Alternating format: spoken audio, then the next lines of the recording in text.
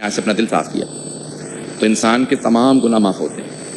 نیت خالص ہونی چاہیے. اللہ سبحانہ و تعالیٰ چاہتا ہے کہ خود غرضی نہ ہو. توبہ کس کی قبول ہوتی ہے؟ اعمال کس کے قبول ہوتے ہیں؟ سننا پسند فرمائیں گے. سب سے زیادہ اللہ سبحانہ و تعالیٰ اس سے محبت کرتا ہے جو اپنے والدین کے سامنے ادب و احترام سے پیش آتا ہے. اگر دنیا سے جا بھی چکے ہیں, آپ زندگی میں نافرمان تھے, اب انہیں راضی کر لیں کہ پروردگارہ میرے ماں باپ کی مغفرت کر دے. دعائیں اتنی کریں کہ اللہ راضی ہو جائے. پوچھا جناب موسیٰ نے, کہا پروردگارہ تجھے میری کون سی بات سب سے زیادہ پسند تھی بچپنے کی جو اب تک تو مجھے بار بار کوہ طور پہ بلاتا ہے؟ کہا موسیٰ بچپنے میں جتنی مرتبہ ماں ڈانٹ بھی دیتی تھی نا تو تم واپس ماں ہی کے پاس جاتے تھے. ہوتا نا بعض اوقات کہ اس کو مت چھونا, بچہ چھو لیتا, ماں اس کو ڈانٹ دیتی ہے. کہا ماں ڈانٹتی ہے, کچھ بھی کہہ دیتی ہے, مارے بھی تو بچہ ماں ہی کے پاس واپس جاتا ہے. کہا موسیٰ مجھے اپنے اس بندے سے سب سے زیادہ محبت ہے, میں اسے آزمائشوں میں ڈالوں, میں اسے سختیوں میں ڈالوں, میں بلائیں بھیجوں, میں بیماریاں بھیجوں, دیکھوں تو صحیح آزمائش کر کے کتنی بار میرے پاس واپس آتا ہے. سب سے زیادہ عزیز و محبوب وہ ہے جو ساری بیماریوں پریشانیوں کے بعد کہ پروردگارہ تیرے ہی پاس, پلٹ کے کسی اور کے پاس نہ جائے.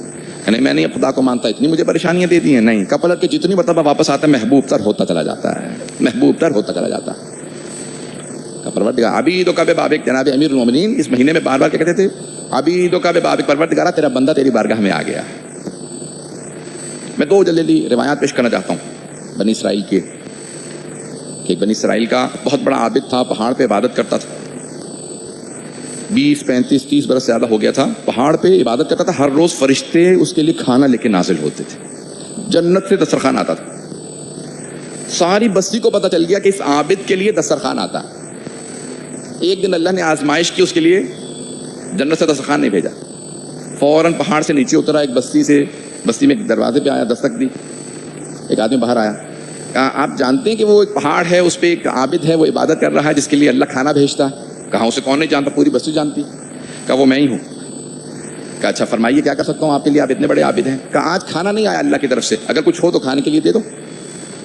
تو اس نے کہا ٹھہرو دیکھ کے آتا ہوں. گھر میں گیا, کہا 3 روٹیاں ہیں, یہ آپ لے لیجیے. ہمارے گھر میں 3 روٹیاں بچی ہوئی تھیں, اس نے تینوں روٹیاں ہاتھ میں لی. اس گھر میں کتا پلا ہوا تھا, گھر والوں نے کتا پال رکھا. تو وہ کتا اس عابد کے پیچھے ہو لیا. عابد ڈرنے لگا, اس نے فوراً وہ روٹی توڑی اور کتے کے سامنے پھینک دی اور فوراً جلدی سے پہاڑ پہ چڑھنے لگا. کتے نے جلدی سے روٹی کھائی, پھر دوبارہ آ گیا, اس نے دوسری روٹی دے دی. ابھی پہاڑ پہ چڑھا نہیں تھا کہ وہ جلدی سے کتا پھر دوسری روٹی کھا کے اس کے پیچھے آ گیا. جیسی اس نے تیسری روٹی پھینکی تاکہ کتا کاٹ نہ لے, کہنے لگا تیرے مالک نے مجھے 3 روٹیاں دی تھی, تو نے تینوں مجھ سے چھین لی. اللہ نے کتے کو زبان دی, اس نے عبرانی زبان میں ہیبرو کے اندر فوراً جواب دیا. کہا میرے مالک نے 3 دن سے مجھے کھانا نہیں دیا, میں اس کا در چھوڑ کے نہیں گیا. تیرے مالک نے پہلا دن تجھے کھانا نہیں دیا, تو میرے مالک کے در پہ آ گیا. کہتا تو صحیح پروردگارہ میں آج بھوکا ہوں, پھر دیکھتا. اہل بیت کو پکارنا اللہ کو پکارنا ہے, کیونکہ اللہ نے کہا ہے یہ میرے نمائندے ہیں. رسول خدا کو پکارنا اللہ کو پکارنے کی ضد نہیں ہے, شرک نہیں ہے. جب کہیں یا رسول اللہ, یا علی مرتضیٰ, اہل بیت کو پکار, محمد والے محمد کو پکار, کیونکہ اللہ نے کہا ہے یہ میرے تک پہنچنے کے وسیلے ہیں. تو کبھی کوئی یہ نہ کہے کہ یہ مولانا ان کی معاذ اللہ نفی کر رہے ہیں, رسول محمد والے محمد کی نفی نہیں, محمد والے محمد کی نفی نہیں ہے. انہیں پکارنا ہی خدا کو پکارنا ہے, کیونکہ اللہ نے کہا یہ میرے پہنچنے کا وسیلہ. توجہ ہے لوگوں کی میرے ساتھ.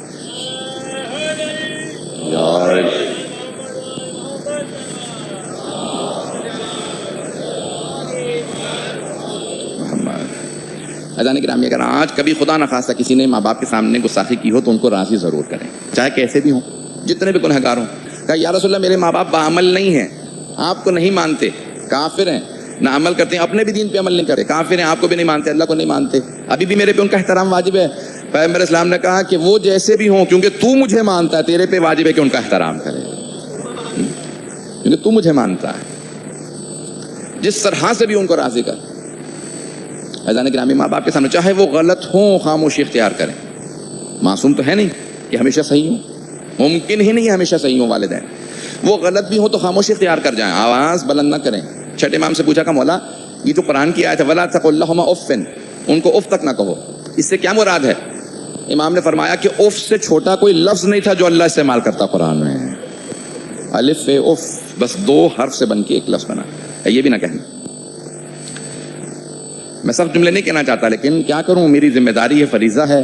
اگر یہ لباس ہے رسول خدا پہنا ہے تو میں نہیں چاہتا کہ کوئی ایسا پیغام ہو جو میں نہ دے کے جاؤں. حضرات کرام بھی راضی کریں، والدین کو آج رات راضی کریں. بس ایک روایت جناب موسیٰ علیہ السلام کا پروردگارہ میں جاننا چاہتا ہوں کہ جنت میں میرا ہمسایہ کون ہوگا. کا پروردگارہ مجھے دکھا دے اس دنیا میں دیکھنا چاہتا ہوں میرا ہمسایہ کون ہے. کا موسیٰ ایک بستی ہے کچھ دور ہے، وہاں پہ قصائی رہتا ہے، وہ تیرا ہمسایہ ہوگا. اچھا کچھ پیشے اول سے مکروہ ہے، ان میں سے قصائی کا. اگر کوئی بھی مسلمان قصائی نہ ہو تو واجب ہے کچھ لوگ قصاب بنے، لیکن کیونکہ سخت دل ہو جاتا ہے آدمی اس لیے ڈسکریج کیا گیا. جیسے کفن بیچنا، جو کفن بیچتا ہے وہ کہتا ہے کہ لوگ مریں تاکہ میرے کفن بکے. تو معصوم کہتے ہیں ایسا پیشہ اختیار نہ کرو جس میں لوگوں کا نقصان چاہو. قصائی کا دل سخت ہو جاتا ہے مسلسل ذبح کر کے، تو اس لیے کراہت ہے، حرام نہیں. اور اگر کوئی مسلمان نہ ہو تو پھر واجب ہو جاتا ہے کہ کچھ نہ کچھ لوگ قصائی کا پیشہ اختیار کریں. تو کہا وہ قصائی اس بستی میں. اب جناب موسیٰ کو بہت اذیت ہوئی. کا پروردگارہ وہ قصائی میرا ہمسایہ، لیکن تیرا فیصلہ ہے، مجھے تیرا فیصلہ قبول ہے. لیکن دل میں ایک بات آ گئی کہ پھر بھی میں ملنا چاہتا ہوں. سننا چاہیں گے عزیزان گرامی؟ کا پروردگارہ کہاں؟ کہ وہ اس بستی میں. جناب موسیٰ چلنا شروع ہوئے، پہنچے اس بستی میں. پوچھا بھائی یہاں وہ قصائی ہے کہاں؟ وہ نزدیک میں دکان ہے. پہنچے، دیکھا تو جو سب سے اچھا گوشت تھا نا وہ اٹھا کے ایک طرف رکھ لیتا تھا. وہ بیچ نہیں رہا تھا، گاہک کو نہیں دیتا تھا، وہ اٹھا کے ایک تھیلے میں رکھ لیتا. اب جناب موسیٰ کو آیا تو یہ تو چور معلوم ہوتا ہے. جو بہترین گوشت ہے وہ اٹھا کے رکھ رہا ہے، وہ دیتا نہیں ہے لوگوں کو. یہ قسم کا آدمی میرا ہمسایہ. اب ذہن میں سوالات چل رہے ہیں. پورا دن دیکھتے رہے، آبزرو کرتے رہے اسے، کبھی کیا کر رہا ہے، کیا کچھ ہے. اس نے پورا دن بہترین جو گوشت کے ٹکڑے تھے وہ رکھ لیے. اور ایک مرتبہ رات کو دکان بند کے جب شام ہوئی تو دکان بند کی اور کہا میں گھر جا رہا ہوں. جناب موسیٰ نے کہا کچھ دیر کے لیے آپ کا مہمان بن سکتا ہوں؟ اب یہ نہیں اسے معلوم کہ جناب موسیٰ. کہا بسم اللہ تشریف لائیے، میرے گھر پہ مہمان بن جائے. تو جناب موسیٰ چلے، اس کے گھر گئے. دیکھا کہ گھر پہنچتے ہی اس نے کچھ کام نہیں کیا. جناب موسیٰ کو نہیں کچھ پوچھا، جاتے ہی وہ گوشت اس نے ابلنے کے لیے رکھ دیا. اس نے کچھ شوربہ بنایا، کچھ سوپ بنایا. اور وہ جو بہترین سوپ تھا گیا، ایک دیکھا کہ ایک حجرہ ہے وہاں پہ اندر گیا. جانے کے بعد ایک بوڑھی خاتون ہے جو چلنے پھرنے سے لاچار ہے، منہ میں دانت نہیں ہے، ہل نہیں سکتی، صحیح طرح سے آواز نہیں آ رہی. آگے بڑھا، جانے کے بعد وہ سارا سوپ اور وہ گوشت اس بوڑھی خاتون کو پلایا اور دیا. جیسے باہر آیا اس بوڑھی خاتون نے کہا ایک مرتبہ بیٹا قریب آ. اس نے کچھ کان میں کہا، جناب موسیٰ کو آواز نہیں آئی اور وہ ہنسنے لگا، مذاق اڑانے لگا اس بوڑھی خاتون کا کہ نہیں ایسا نہیں ہو سکتا. باہر آ گیا. کہا یہ کیا ہو رہا ہے، کیا ہے؟ کہا جو سب سے اچھا گوشت ہے نا وہ میں جمع کر لیتا ہوں. یہ بوڑھیا میری ماں ہے، یہ بوڑھی خاتون میری ماں ہے. میں سب سے پہلے آ کے اپنی ماں کو کھانا کھلاتا ہوں. یہ سارا دن میں سوپ بناتا ہوں، ماں کو میں نے آ کے یہی گوشت کھلایا، یہ تھوڑا سا شوربہ پلا دیا. تو جناب موسیٰ نے کہا تو ہنس کیوں رہا تھا؟ اس نے کان میں کیا کہا؟ کہا کہ میری ماں جب بھی، میں پچھلے 30 سال سے اپنی ماں بہت عرصے سے بیمار ہے، جب بھی اسے کھانا کھلاتا ہوں نا تو ایک ہی دعا دیتی ہے، اللہ تجھے جناب موسیٰ کے ساتھ جنت میں گھر دے. تو میں ہنستا ہوں کہ کہاں جنبی موسیٰ، کہاں میں گنہگار، میں کیسے جناب موسیٰ کے ساتھ محشور ہو سکتا ہوں. اس لیے ہنستا رہتا ہوں کہ نہیں تیری ماں کی دعا اللہ نے قبول کر لی ہے، میں موسیٰ ہوں، تیرا جنت میں ہمسایہ ہوں.